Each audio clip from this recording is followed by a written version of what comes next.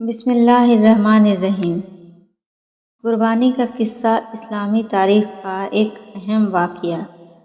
قربانی کا قصہ اسلامی تاریخ کا ایک اہم واقعہ ہے جو حضرت ابراہیم علیہ السلام اور ان کے بیٹے حضرت اسماعیل علیہ السلام کی قربانی سے متعلق ہے۔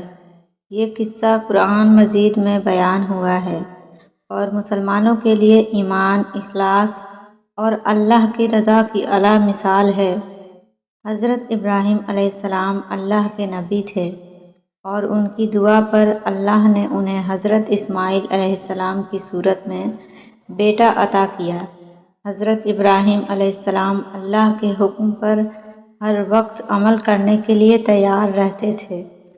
ایک رات حضرت ابراہیم علیہ السلام نے خواب میں دیکھا کہ وہ اپنے بیٹے حضرت اسماعیل علیہ السلام کو اللہ کے حکم پر قربان کر رہے ہیں۔ حضرت ابراہیم علیہ السلام جانتے تھے کہ انبیاء کے خواب بھی وحی ہوتے ہیں، لہٰذا انہوں نے اپنے بیٹے سے مشورہ کیا۔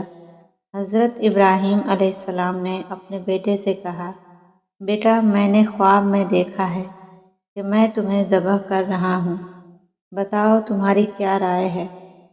حضرت اسماعیل علیہ السلام نے جواب دیا، ابا جان، جو کچھ آپ کو حکم دیا گیا ہے اسے کر گزریں، انشاءاللہ آپ مجھے صبر کرنے والوں میں پائیں گے۔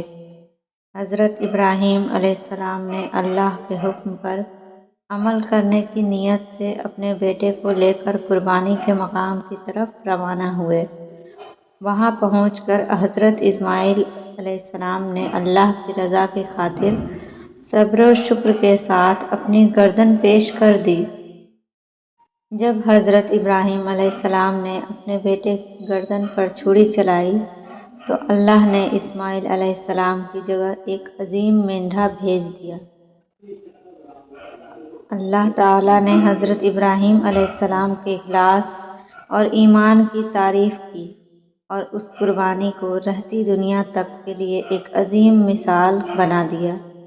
یہ واقعہ ہمیں اخلاص، ایمان اور اللہ کی رضا کے لیے ہر چیز قربان کرنے کی تعلیم دیتا ہے۔